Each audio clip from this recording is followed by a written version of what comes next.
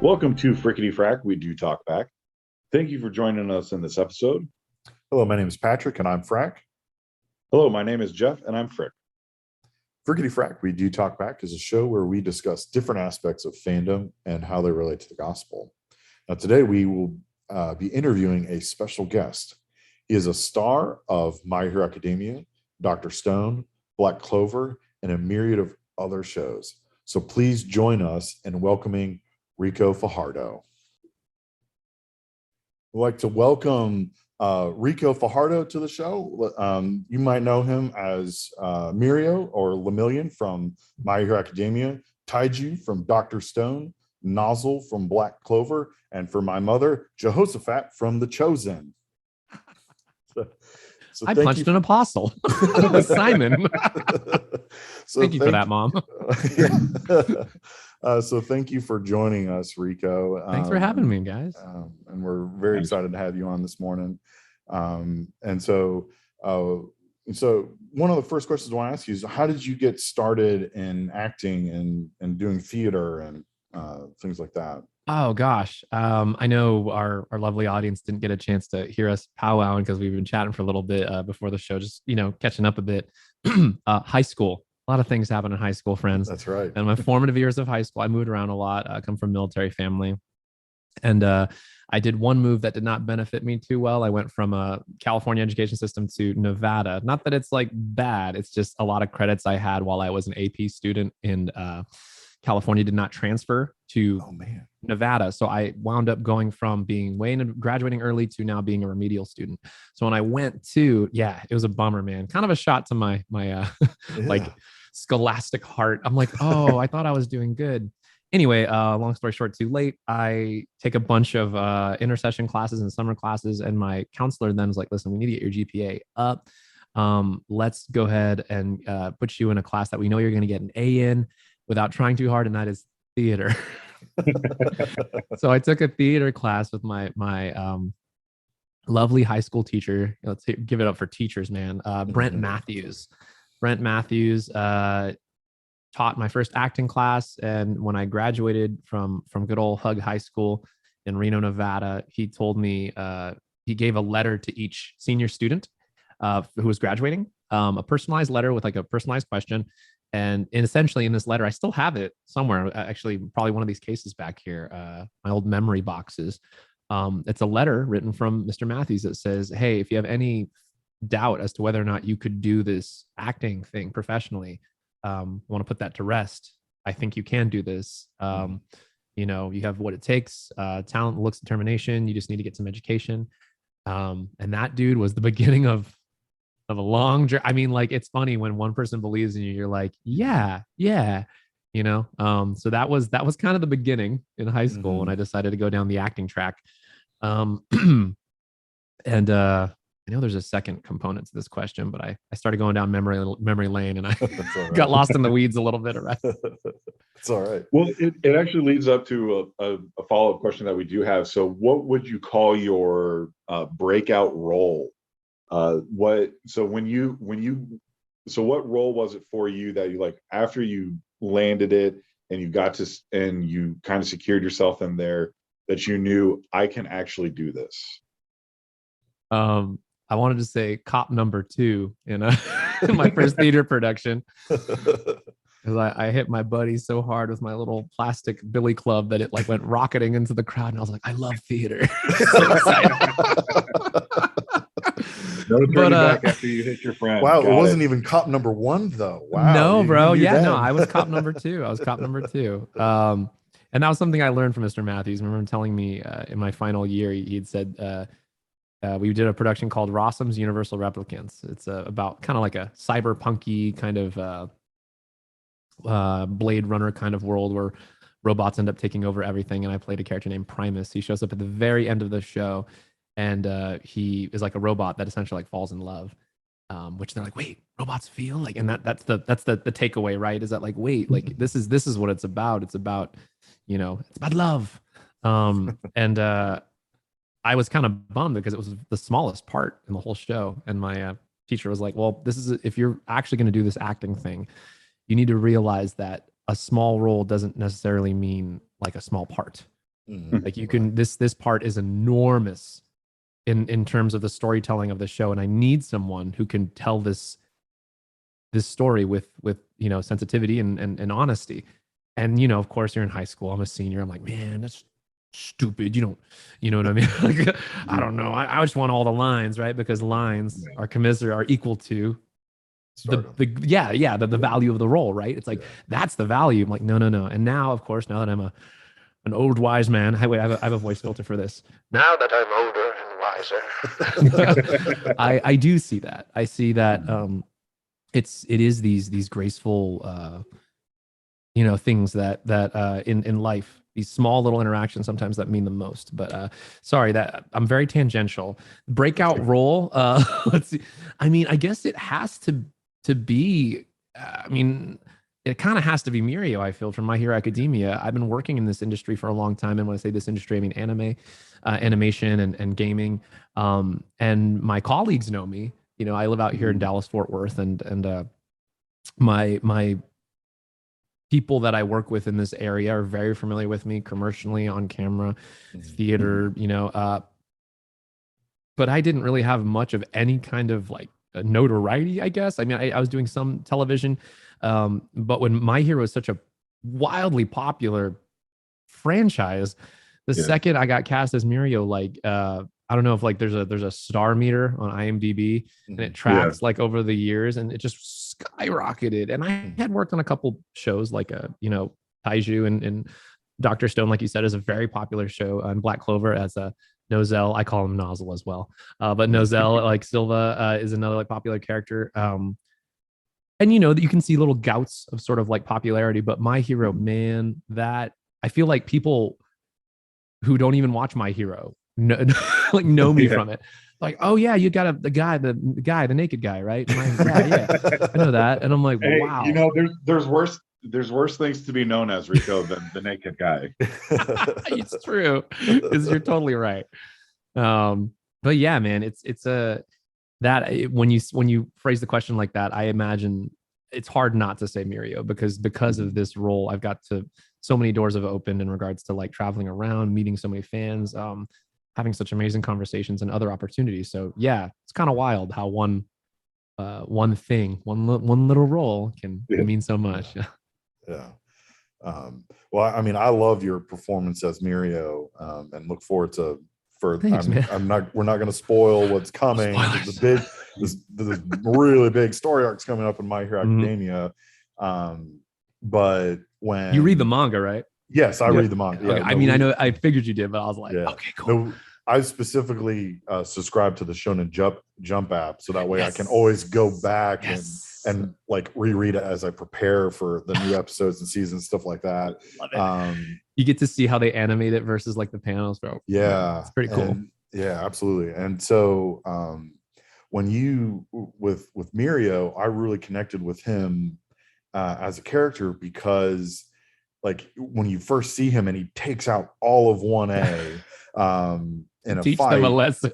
Exactly, to teach them a lesson, and he does it with his shirt off, and luckily keeps his pants on for most of the fight, except for he scars Jiro. Yeah, it's always her for some reason. Just no, poor girl.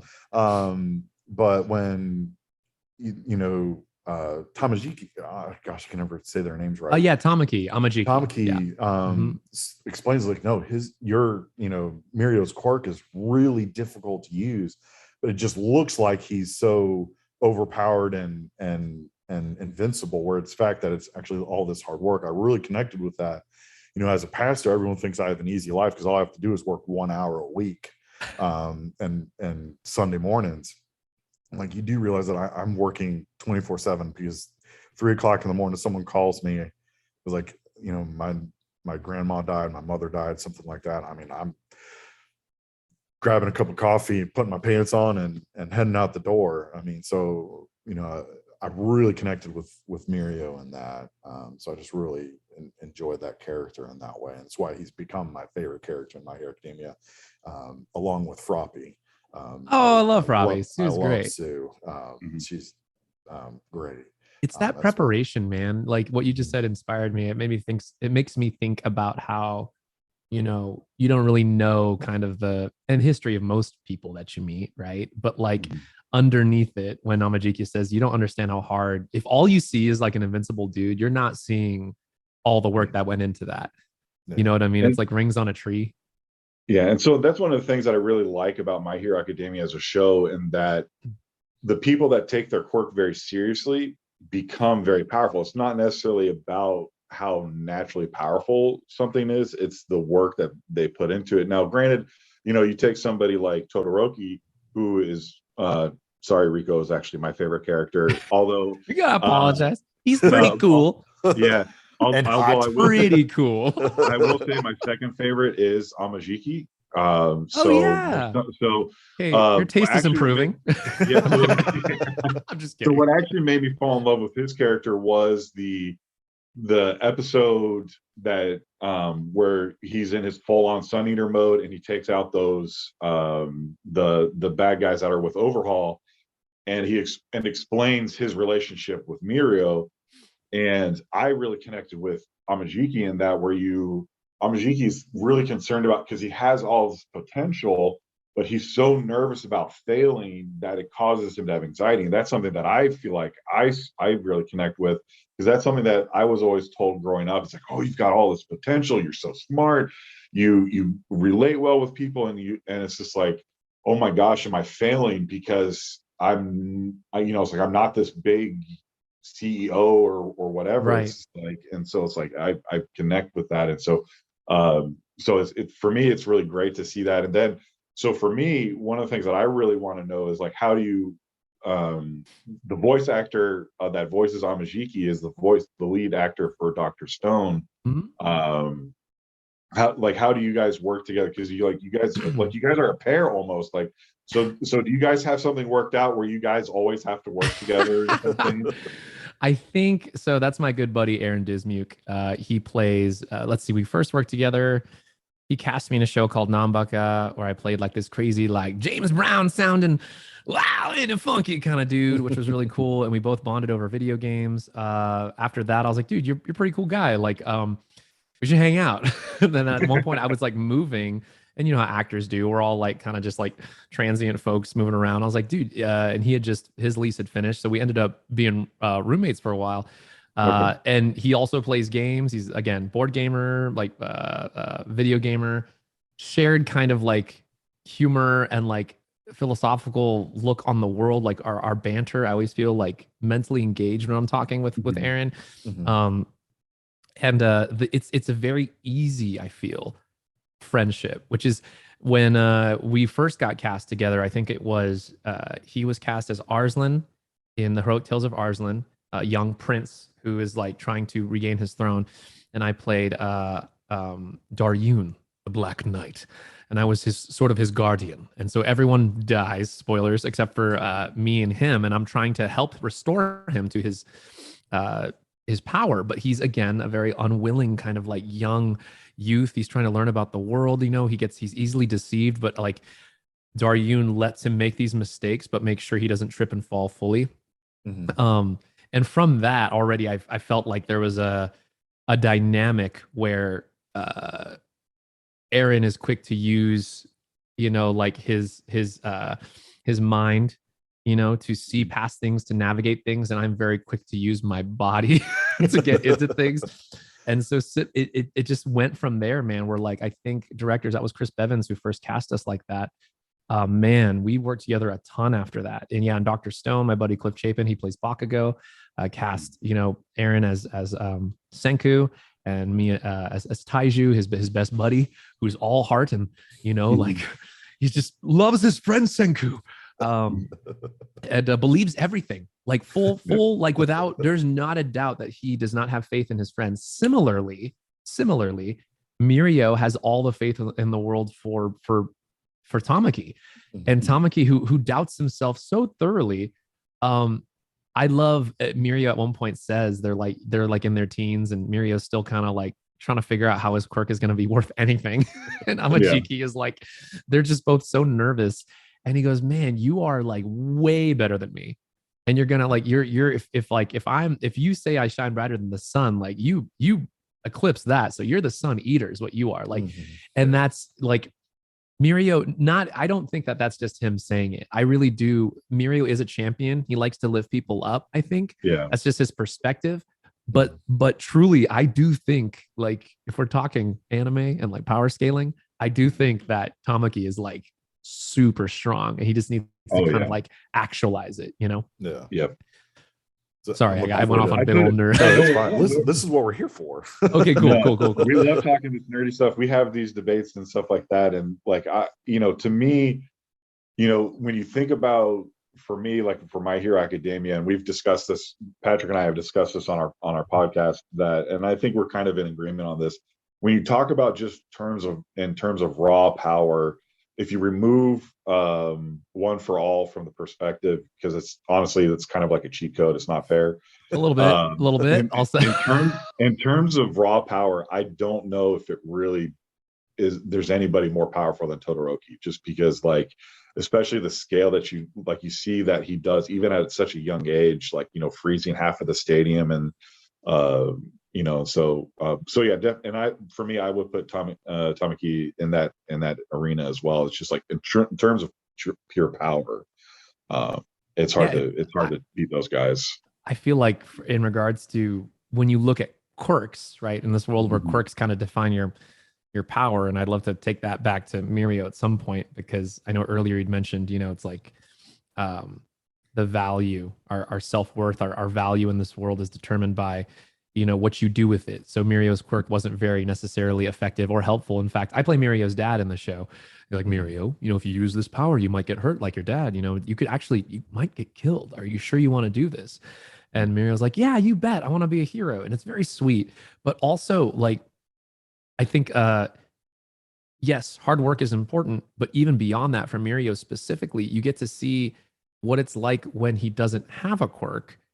This most OP thing where you're like, what a shame that I've lost this agency in the world. But he proceeds to just do amazing things in that overhaul fight, which, like, I think that is the real heart of like what Mirio's character presents, is that it isn't about, yeah, you can cultivate your abilities. That's fine. It's cool to feel powerful. It's cool to, have agency in this world, but it's truly what is your focus?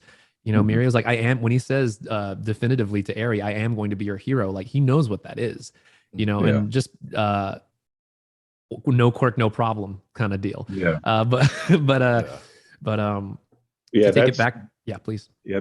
That's one of my favorite episodes in the entire series is Mirio's fight with Overhaul. I have no shame in admitting that there's a few times throughout the series that I get choked up and I kind of get emotional and start to shed some tears. And your performance in that episode, bravo, sir. Thanks, just man. absolutely phenomenal, and just like really. And so even what doesn't help is that the next couple episodes, Justin Briner really brings it as Midoriya and building off of you. And so, and I think that's really Brandon McKinnis, who plays Sir Night Eye. Like, you just see and I think it's kind of appropriate that Deku builds off of Lemillion, because that's how One for All works as a quirk. So it's like, okay, here's somebody that perfected, I don't care, I'm going to be a hero in the form of Lemillion, and now One for All is here, and now we're going to really take it to the next level. And so and I don't even know if that was the intention of it all or not, but it's just like I see these things and I put these dots together, and it just it's just really absolutely killed it. I appreciate it, man. There's so many things. We were talking a bit earlier again off of. Sorry, you guys missed the pre discussion, but we were talking about jobs and things, and I was doing a class for acting, on camera acting, and just to be nutshelly on this story, there was a little girl who was drowning, a little 3-year-old. And I thought, because I'm in Texas, I was like, oh, is it because we heard call 911, like an active shooter, let's close the door. Like, I'm like, oh no, it sucks that that's the impulse. But it turned out it was a little girl at this pool who was drowning. And they had said, and this is right before I recorded the episode with Ari and that fight, by the way. So I was already ready to perform. I'd read ahead. I'm a theater actor. So I was like, man, I can't wait to perform this. But I had, there's so much of this that's weird and serendipitous. I feel I was on my way to a Cyanide and Happiness party where Chris Sabat, who plays All Might, was going to be there, and we're all hanging out to celebrate the new season premiere where I play I play God in in a musical episode. But that's beside the point. I go and I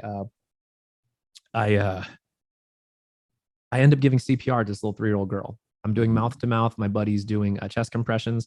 Right before that, they were like, "Does anyone know CPR?" And I raised my hand, and like 40 people look at me all at once. And I don't know why, but I went, "It's expired though." Gosh. And you guys, it reminded me of when Mirio and Deku see Eri in the alleyway. Mm-hmm. And like, he's like, "No, this isn't the right time. Like, this isn't the time to do this." And Deku's like, "We should act now. Like, when is the right time to act? Are you the right person to act?" Mm-hmm. You know, like, this is something that I think, you know, tortures a lot of us sometimes. Like when we look back at things in life, like, should I have done this? Should I have done that? Mm-hmm. And literally it tears Midoriya and Mirio up, because Midoriya is like, "Oh crap, did we tip our hat? Did we do something that might have endangered her?" And Mirio's like, should we have engaged right there and then? And I thought about it because fortunately the mother, I remember she cried. I can't get her voice out of my mind, but she's like, "Somebody do something." And she just cried it. And like, everyone's just standing by for, you know, the people at the hotel are like, you know, insurance purposes, we literally can't do anything. We got to wait for the paramedics, EMT. The father is just like haphazardly trying to shake his daughter. And, you know, that's why they get the family away so you can focus on the resuscitation. So man, but when that mom said that, like screamed it, I was like, well, hey, I guess it's us. So, you know, I'm like, we're now that I realize that there's no one who is like maybe the most fit, I'm like, I guess it falls to us. So my buddy Ace does chest compressions. You know, he's literally next to me going like, staying alive. Yeah, right. He's actually doing it. You can tell by the way how you I'm doing the breath. Man, and I could have sworn, you guys, that I was breathing into a dead girl. Like, she looked like the girl from the top of Game of Thrones, all blue, cold. Like, I thought this was it. But I thought to myself, at least I'm doing my best, you know, for the parents, that, you know, we are doing our best for each other, and we're all here together. But man, you guys, when I saw her mouth go, it like opened a little bit. That was the only movement I saw. I went, she's moving. I got like all the adrenaline came rushing through me. I'm like, let's go. And I'm talking to her. I'm breathing, you know, I'm like, all right, you know, all right, honey, you're going to breathe in 3, 2, 1, breathing into her. You could see her lips start to gain color back slowly. Her eyes start to like moving through molasses, you know, molasses slow, just kind of opening her eyes. Everyone's starting to like, you know, the chance that she's alive returns back to us. And I'm fired up, dude. I feel like I could fight, you know, I got all the adrenaline in me. And we brought her back, man. And then I go to the Cyanide Happiness thing, and Sabat's there. You know, he's like, "Ricco, were you running late?" And I was like, "Oh, saving a little girl's life." He's like, classic Ricco. And I was like, "No, I'm being real." I went to the bar and I'm sipping on this whiskey, and you guys, I felt like bad. I felt heavy. I felt like, man, it was such a strange feeling, because you think I should be celebrating, but I was sitting there just thinking to myself, this happens every day, man. This happens every day, where people like shy away from helping each other. They shy away from like, and again, granted, no, like, you know, not being I'm not like, you know, whipping anyway. It's just like, we have the ability to give each other breath, which already is just bonkers. Like, I would just like, you could literally move my heart. You could just move my heart through my chest and bring me back from the brink. I think I learned in that moment, I'm like, we are so much more alike than we are different in so many ways. And then, so the next day, that was on Saturday, Sunday, Monday, I go in to record with Colleen, and we're doing the overhaul episode. She has a little kiddo. And I remember telling her, I was like, "Hey, guess what I did on Saturday?" I'm like ready to do the I am going to be your hero. And all Colleen said after I told her I did that, she's like, of course you did. Let's get to work. And I'm like, man, art imitates life in some weird way, in that way. Yeah, y'all. I feel like with that performance specifically for Mirio, it's like everything I want to be. I aspire to be that dedicated, disciplined, and like just so committed to like my own sense of self and purpose. Again, I'm very, you could probably already tell I'm just gushing about it, but I really do. The character brings out a lot. And the fans that I meet at conventions will roll up and talk to me. And the people that like Mirio, like, oh, he's so positive. I was like, yeah, but like he endures so much. Yeah, absolutely. So much. Yeah. And, you know, and it's kind of like it, you know, and I know there's a lot of fan theories out there that, you know, that's some of the fun of the show is like the fan theories and just being kind of like in speculation. And so it's like, you know, there's and I love that, you know, like Deku makes makes the connection that it's like, oh, you were probably going to be All Might's choice for his successor. And like just the aura that Mirio puts off, that's like it's like this quirk is should be yours. And so it's just you know, so like Deku and Lemillion being like, hopefully we get to see them in their prime as like adult heroes. That'd be cool. You know, they kind of do like a Naruto thing where they go from time Naruto skip to Naruto to Shippuden as the sequel series. I want to see Mineta time skip. I want to see a very put together, respectful of women Mineta. Like, listen, he's got like a 3-piece suit that's purple, and he's like, no. A purple and a Sir Night-Eye suit, you know, so that way, you know, that'd be great. That he's either going to be like that or he's going to be like super jacked, you know, like he's going to be All Might without having to use One for All to inflate his body. Well, knowing Mineta, he would just cover himself in those giant sticky balls to make him look like the size of All Might. He's like, oh, I'm jacked. And then his ball, all the balls. I want it. He's gonna have like slick hair, but then when he gets excited, they go brink, and he gets like a throw balls. Which, by the way, you bring up a great point when Midoriya offers Mirio. Yeah. He goes, if I could give you my quirk, would you take it? Like, would you? And he's like, no. In the manga, he says, no, thanks. It's a full panel where he's like, nope. And he goes, why would you turn down this power? Like, you're literally the guy, his catchphrase is power. He's like, nah, dude, like you are on a path to be a hero. You're my buddy. Why would I take away? Like, that's the opposite of what we were trying to do.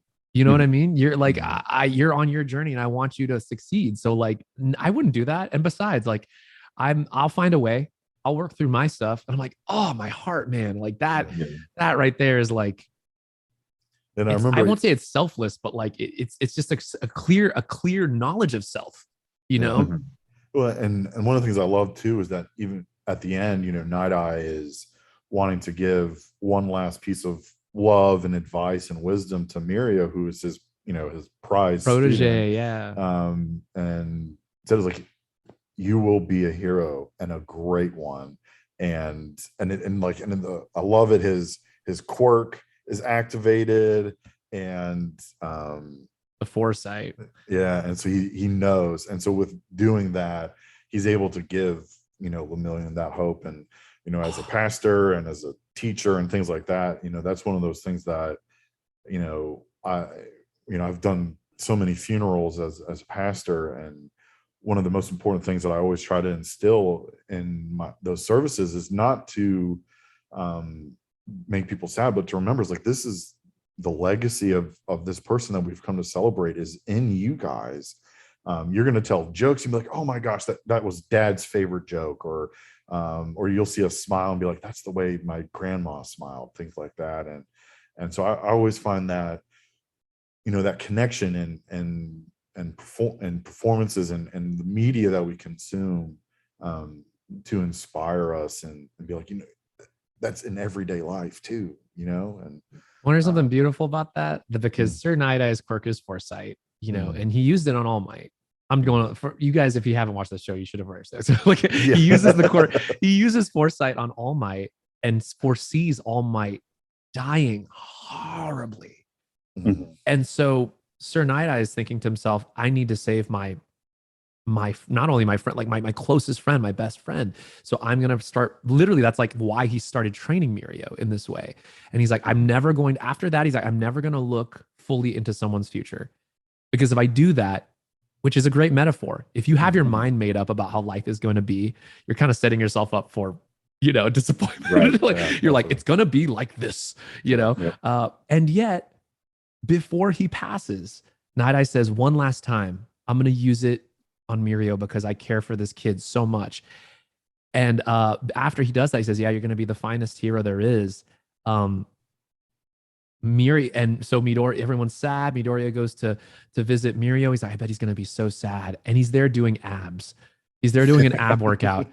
And he goes, What are you doing? He's like, well, I can't slack, right? Because Sir said I'm gonna be the finest hero, so I gotta keep working.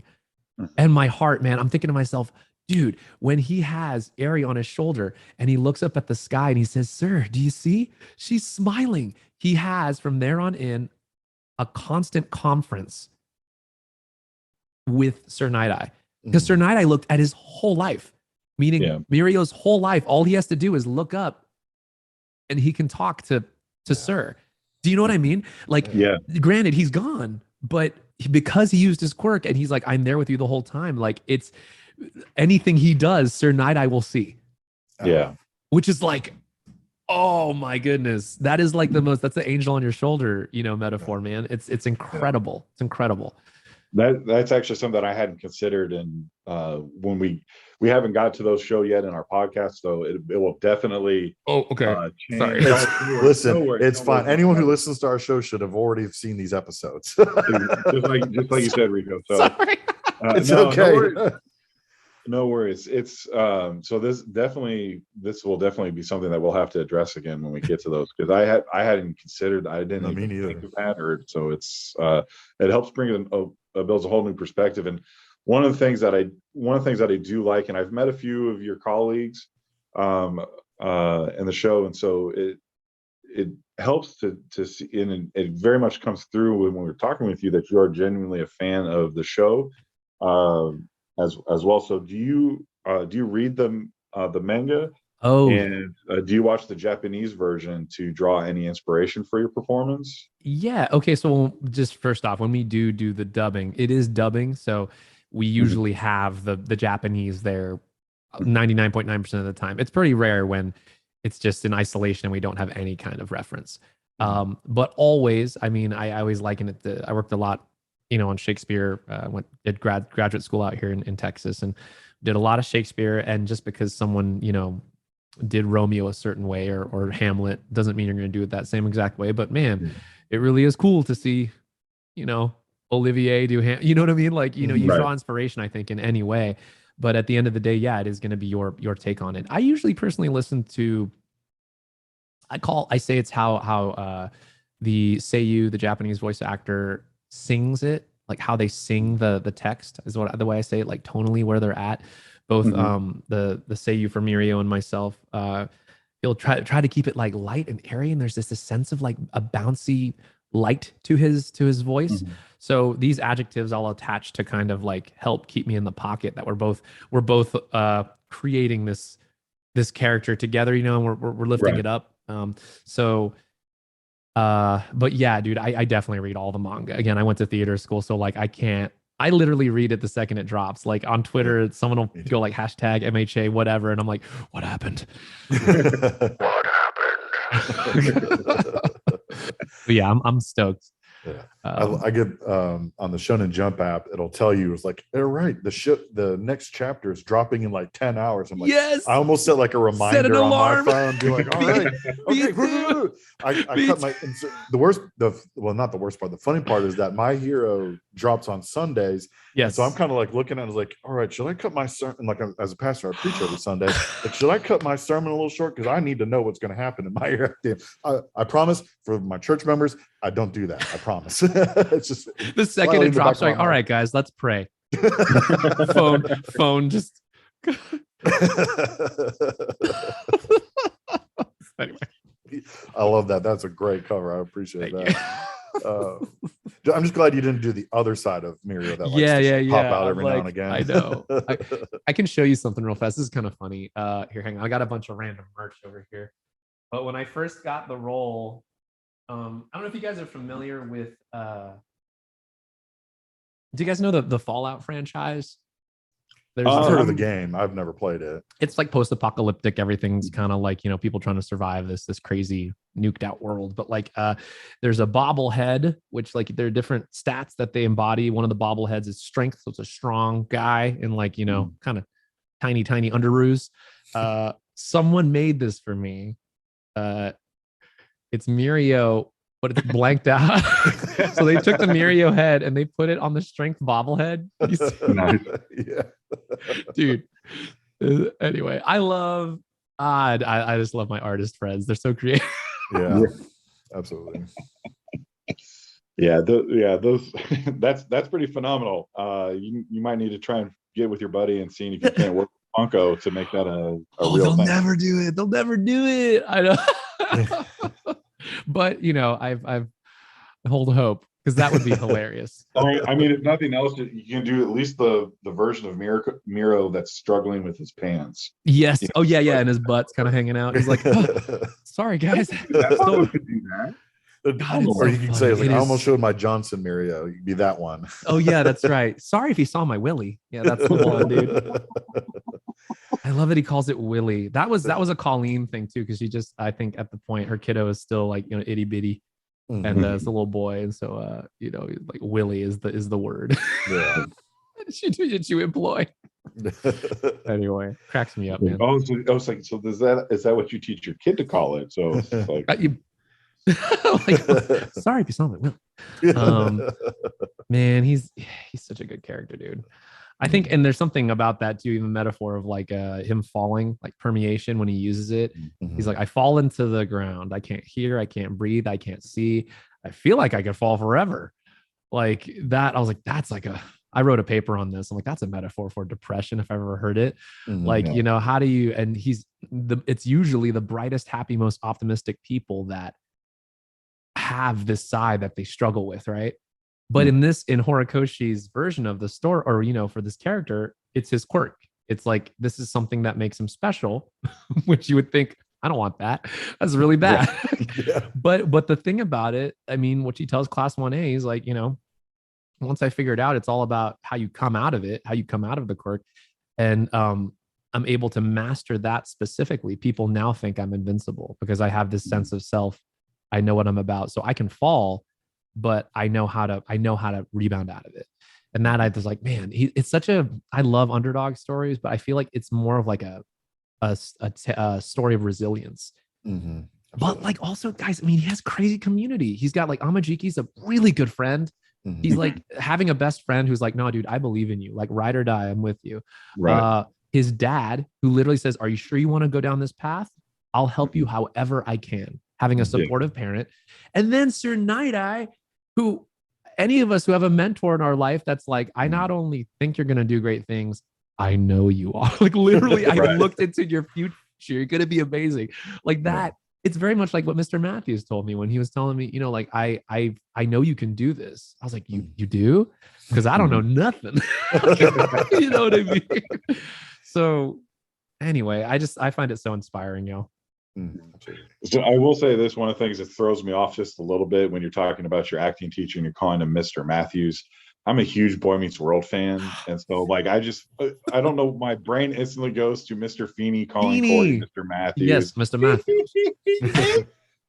I did a convention with him, with Mr. Feeney. Oh, it was so sweet when he walked by. I was like, Boy Meets World. I was at MegaCon a couple of years ago, and I was actually in line to meet Zachary Levi. But I was next to that dude the whole freaking show. He's playing 90s jock jams and stuff. Oh yeah, he's hilarious. He's a good time, and a great person to talk to as well. In case anybody hasn't had a chance to meet Zachary Levi, I highly recommend it. It's worth it.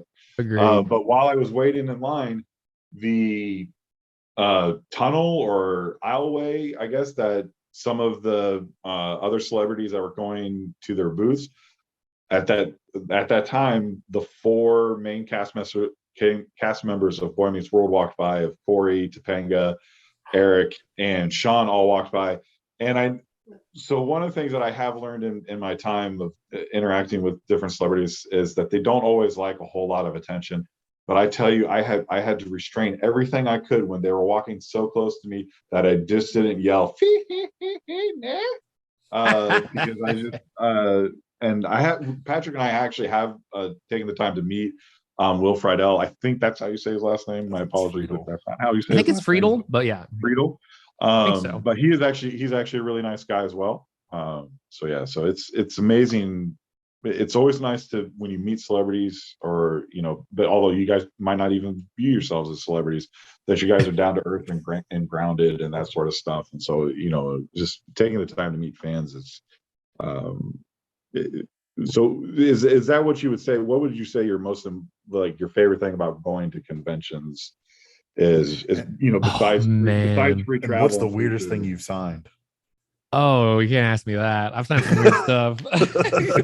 But I will I will say that I really enjoy, and I was talking to you guys about this, but if we ever get to hang out at a convention, it'll more than likely, be tasty food of the Cuban or whatever variety, wherever we happen to be. The local fare plus either games. Well, board games. That's my happy place, or escape rooms. Like I like playing games with friends. Like I feel like I learned so much about permeate people. through stuff that's cheating. I mean, like if I could, that'd be amazing, but I wouldn't do it because I want to play as a team. Like you get better with the challenge. But that said, I feel like the most rewarding thing simultaneously, and like something I enjoy, and I know it kind of people who've met me know I'm a chatty Cathy. If we start talking about this show, I will go on. Like we'll just start talking and they'll bring up like some fan theory and I'm like, oh really? I'm like, but what about this?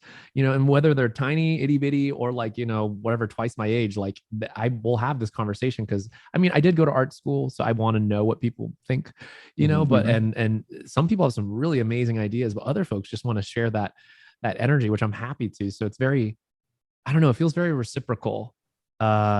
Especially even if like, they're like, Mirio's not my favorite. But like, I like Bakugo. I'm like, so wait, you like Sweaty Boy? This part is sweat. It's sweat. That's all you care? Like you like nitroglycerin sweat? That's weird, man. That's why he's angry all the time. Cause he's like Wolverine. He's trying to get, it hurts every time. He's trying to get he's sweat always on the verge of blowing up too. He needs to keep that sweat going. Cause if he's calm and cool, he's got no power. So it's like that's the funny thing is like I love talking with people about that because I don't know, it's just great to talk shop about something that we all enjoy, you know what I mean? And even though I'm not necessarily some of these characters that people really really like, if it's Froppy or something, I'm like, I love Monica, I've worked with her a ton, she's amazing, and I'm also a fan of Froppy and Sue, but and so I can talk intelligently about it. I think maybe that's the charming thing, is that I learn a lot about from the show from other folks, while also getting to like drop any one of the number of things we've talked about on them, you know what I mean? And they're like, wait, what? Mind blown. I'm probably going to go back and watch your overhaul arc now and think and put your Night Eye theory into play. And I'm like, oh my gosh, he's right. Oh, dude. Yeah, there's a lot. I could go on and on. I mean, like when I said for the big three, Amajiki, I always thought represents kind of like the social anxiety of like, the other one is Nejire Hado, her ADD. I'm like, hey, what's that? Hey. No filter. Right. Yeah. But like we should recognize ourselves in one of these characters, and the folks that come up to, and I've said this to people, like, I'm a big fan of Mirio and how he's able to like come out. I'm like, dude, you realize I tell that, permeation is depression kind of thing. And folks are like, dude, like I've had some really beautiful conversations with fans about how it's like, it is a choice to of how you want to groom your perspective. And so when you have albeit, an animated character going through these things, it's like, man, you can weather some amazing things, and like life can really be throwing you a bevy of curveballs. But if you if you know yourself, know what you're about, you have a support system. I mean, like, man, you will surprise yourself at how far you can go, and how strong you are, yeah. Anyway, I'm leery to like cite specific examples because some of these fans, like I've had people come up literally and say like, your character saved my life. And I'm like, by no stretch of the imagination. Wow. Where when you hear that as an actor, I'm like, oh, my goodness, I was in a booth doing this thing and it touched you in that way. Yeah. And then I'm like, I have to know how, and it's like, well, dark place. And I saw this guy who doesn't quit. And I'm like, oh my goodness. And then, so now I want to talk more about it. I'm like, well, my hero is all about, passing things forward. All Might gives the hair to Midoriya. Midoriya goes forward with this power. Mirio sacrifices for Eri. Eri sees it, finds self-value to then take Midoriya's hand. Like, the things you do and say matter in this world, and the things just kind of, they spread out from there. Is, I think, a constant theme in my hero is like the energy is constantly going out, to others, and we are connected to each other, whether you believe it or not. We are. Right. Yeah. So, that to me is when I think about these fans and how some of them have been affected in this way, I'm like, dude, tell your story.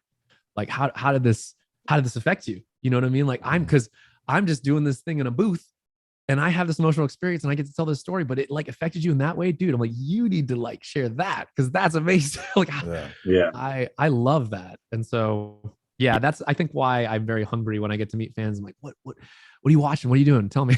Yeah. Well, I mean, I watched the music video for the My Hero song that Jiro sings during the festival. Hero 2, yeah. Yeah.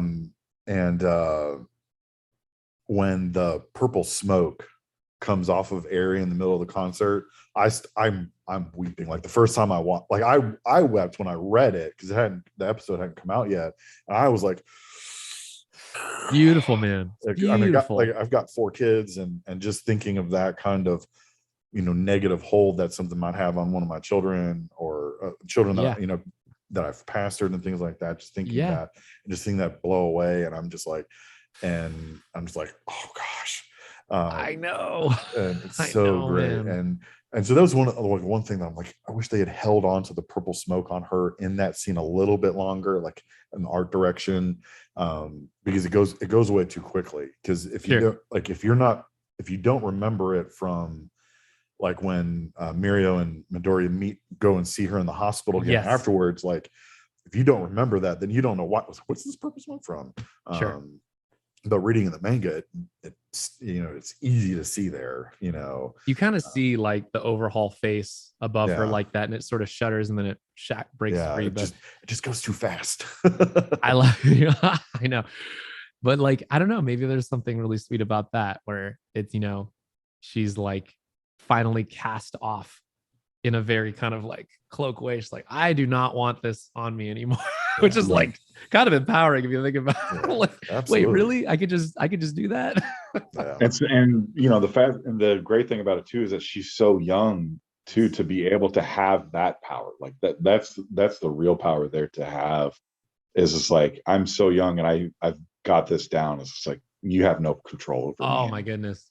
Yeah. And so just it'd be wonderful. That's like, I know, like, Patrick and I are 36, about to be 37 in a couple of days, and it's just like, there's still things that's like, man, I wish I had the strength of Eri to be like, nope, I'm not going to allow this to have any control over me. It's your birthday in a couple days. Wednesday. Yes. Happy preemptive birthday. Happy. Right off, man. Thank you. So this is your birthday present to us. We appreciate this. Okay. I'm glad. I was like, oh, good. I got you something. It's this. That's so cool, man. We've already kind of touched on this, and you've touched on this a little bit in different for your answers, but do you just want to put this question out there? So what lesson have you learned from your characters that you've portrayed? And you have portrayed quite a few and some very notable characters. What have you learned from them, or how have they affected you to where it's changed how you view the world, or has affected you or made you be like, man, I wish I could be more like Mirio like this. I wish I could be more like Kaiju Like what about Taiju do you wish you could be more like Taiju? It's my favorite thing about acting, man, is being able to toss myself fully into the perspective of another character, another like worldview. I've helped think it really, yes, it does help me learn more about myself. I like to believe that, I and Colleen, many people have said like, oh yeah, it's like Rico's just like he's Mirio essentially. I was like, whoa, that's a big compliment. I'm like, better watch your words because that's a big one, man. I'm like, I appreciate that. But man, that's like I see this character as something. He just has it. He just has the makeup to where he is like, I want to say like a natural born hero, but all of the things have come into place where it feels like this is his, like, I'm not like a fatalist, but like that's his calling, man. Like that is where he belongs, kind of, you know what I mean? Where that's where it's headed. So I guess if I had to like glean some things that different characters have taught me, they've all taught me something. A big one for Mirio is that it's sometimes you fall so well, you get so good at falling, it looks like flying, because literally that's what he's doing, is all the time he's just failing. It's like, but every single failure is one step closer to success, and you become untouchable, which is like, what a liberating feeling, to be able to be like, I am impervious to anything because I've mastered myself.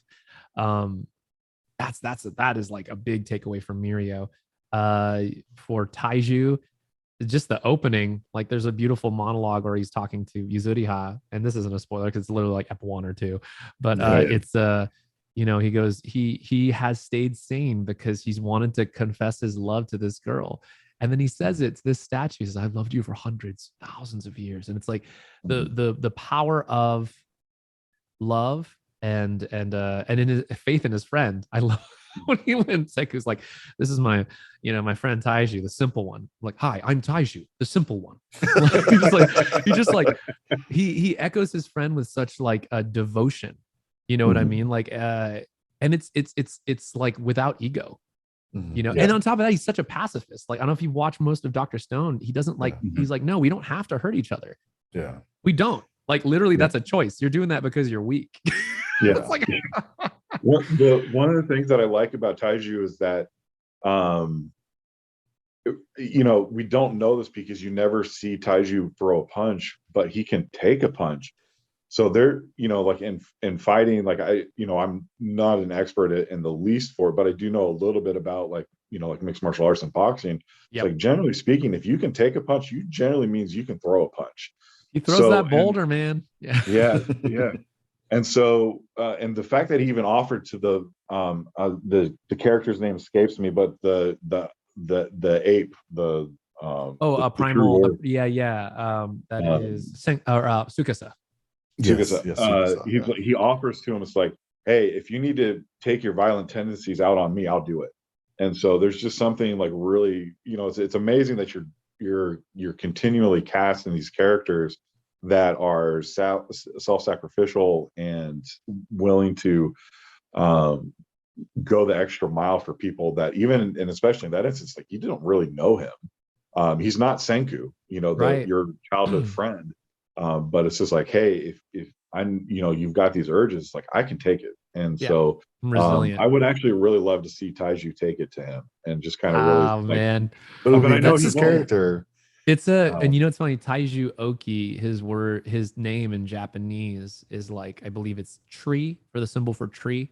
So he is that rooted, strong, resilient. He'll grow back. You know what I mean? Like he's there, man. He ain't going anywhere.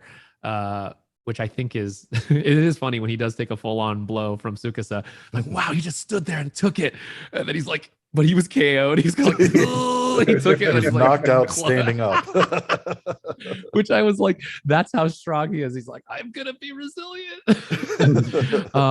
But he is like at his heart a pacifist. So it's like I find for Taiju the lesson I would learn from him is the, man, love can really carry you carry you farther than anything. Like, thousands of years, like love can endure, and it manifests in different ways. Obviously, like in Dr. Stone, and being encased in stone for several thousand years has got to be kind of wild. But like, using my imagination, when I worked on that with Cliff, again, who plays Bakugo in My Hero, we talked about that very sweet scene, and it's like, man, you've been waiting for this thing to happen. And like, and for all of us, whether it's like through school or working toward to get a degree, or a job, a promotion, or any kind of thing that there's like time accumulating to try to get to this point where finally I have the courage to say this. It has to feel like good, right? And that's why I think with Dr. Stone, there's such a and what I learned about Taiju in that moment is, it's like, he's like, finally I get to say this to you, and I've been waiting, and you've kept me alive. The thought of you has kept me alive. That I'm like, oh, my heart, dude, it's so good. Literally, to have that kind of love, that's just, I think that's what we all strive for, dude. Tell me about it. You've kept me alive for thousands of years. Like, oh my gosh, you want to talk about? It's like, all right, I'm gonna write that down for the next girl I like. So good, man. But yeah, I mean, like, there's quite a few characters. Nozel from Black Clover. He's a bit of a jerk, as it would seem when you first meet him in Black Clover. He's the older brother. I'm actually the youngest sibling in my family, other than my half sister, who's a bit younger. But like, being the younger kiddo in the family, it's the perspective is, oh, your older siblings are always so mean, or so like, huffy puffy about things. But without spoiling too much about Black Clover, you learn that what I've learned from Nozel is like, you sometimes will hurt people. You hurt people, the ones you care about the most, you'll hurt sometimes, even when your intentions are good. So it's like,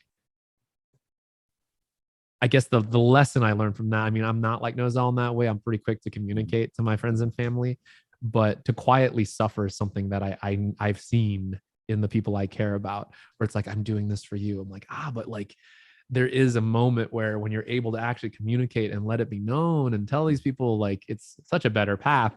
But of course, magic in Black Clover, there's things that literally, I think, can I do a little bit of a spoiler? Oh, that's fine. Oh yeah, go ahead. Yeah, okay, we haven't covered Black Clover in our podcast.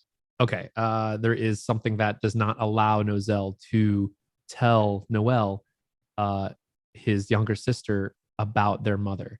So Noelle thinks, this is something that he must hate me because he's not telling me. But literally, it will kill them if he says anything. It's like a curse. So I'm not sure what the metaphor for that is. Maybe it's like, in some kind of family situation or relationship situation, I'm saying this to keep you safe. I'm not telling you to keep you safe. But then it becomes seedlings for like doubt and mistrust, because you're like, do you actually care about me? Or are you? But so yeah, of course the conceit is that it's magic and it's a curse. But anyway, yeah. Maybe it's learning not to do. Right. Yeah, that is a lesson to learn, to be, try and be communicative and be open. But also, yeah, you do sometimes say things to the ones you love that are pretty, you would never say to like your worst enemy. You just let something slip. You're like, oops, that came out really hot and fast. Should not have had that second whiskey. No, it's just because I'm so comfortable with you. Yeah. So we're going to wrap up here a little bit. But we do want to give you an opportunity to talk about any upcoming projects that you might have. So where will we be seeing you, or and also in your case as a voice actor, will we be hearing you next? Let me think. There's been you're allowed to display. Yeah, man. That's the hard part. These darn NDAs, non-disclosure agreements. And I've been working on some games recently. I'll say that much. Over the last couple years, that I've been waiting for things to come out, and that's how long it takes for some of these games to come out. Well, I actually played your character in Tales of Luminaria. Luminaria, Maxime Hasselman. Yes. Yeah, he's cool, man. There are some exciting things coming up. It was very exciting to be a part of the Tales franchise. But I mean, I hope you guys. Oh, hang on, my cat just says hello. Hey, say hello. I know you wanted. I know. Rocky. Yeah, I think like there's I can't even say what they are, but I have some playable characters coming out here, hopefully within the end of this year. Very exciting things to be a part of. Mhm. I think you just have to keep an eye out. I haven't got cast anything, I don't think recently that I can chat about, but I'm working on a lot of different shows. Rocky, you working on anything? No, he's just smelling it. Rocky. It's like, I smell your voice. Rocky seems like he's the ultimate professional in that he will not spill the beans He will not. to what he's working on. It's true. He's working on filling up that belly of his because he is my large cat. But anyway, yeah, y'all. I mean, I appreciate the opportunity. I think mostly you could probably just catch me on Twitch streaming. It's just Ricco Fajardo. I stream a lot of games. Working on Elden Ring, working on a Final Fantasy franchise, one of my favorite franchises. MMO, I play Final Fantasy 14. Lots of gaming. Yeah, that's one of my favorite. That might be quite possibly my favorite MMO that I've ever played. Dude, all right, so what's your favorite class? Okay, I love usually playing like rogues and DPS stuff. So like my DPS class that I like the most is between Ninja and Dragoon. Because I like being very like jumping around and do a bunch of stuff. My healer class, I really enjoy Scholar because they can do like area shield things. I like when the enemy is about to cast some massive thing and I put like a big old dome down. It's pretty cool. I'm like, not today. But most recently in life, I've been playing a Paladin, which is not my typical fare. My whole life, I've always been like the DPS rogue class, but like as I've been getting older, my brother's like, you play Paladin? I'm like, yeah, man, I love. It's just like being the vanguard, being the shield, and kind of like organizing the party to keep everyone safe. And maybe that's a conversation for another podcast about how we talk about how our classes kind of emulate what we do in life. But I'm a big fan of the tank classes. My favorite DPS is Monk.